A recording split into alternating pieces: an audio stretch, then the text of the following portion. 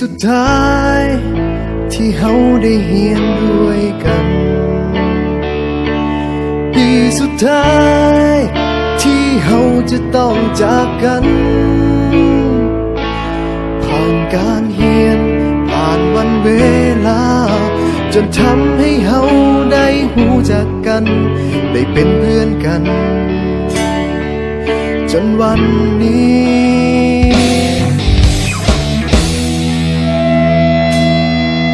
มาถึงม.7 ปีนี้ก็เลยห้องเพลงนี้แทนใจก่อนที่เฮาจะจากไปห่างกันให้ทุกคนจดจำในใจฝากเพลงนี้ไว้ให้คิดถึงกันเมื่อต้องถึงวันที่จากไป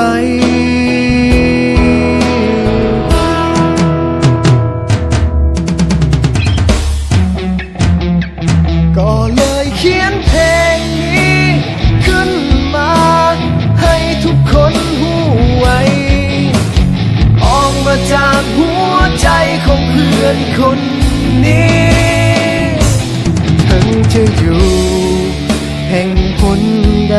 ยังคิดถึงกันทุกวินาทีจึงขอมอบเพลงนี้แด่เพื่อนทุกคน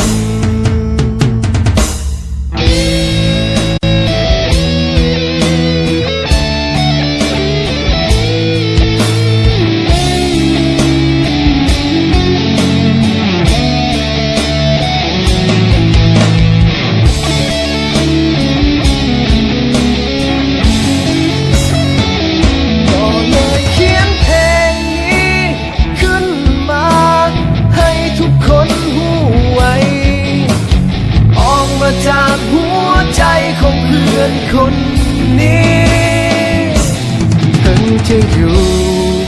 แห่งหนใด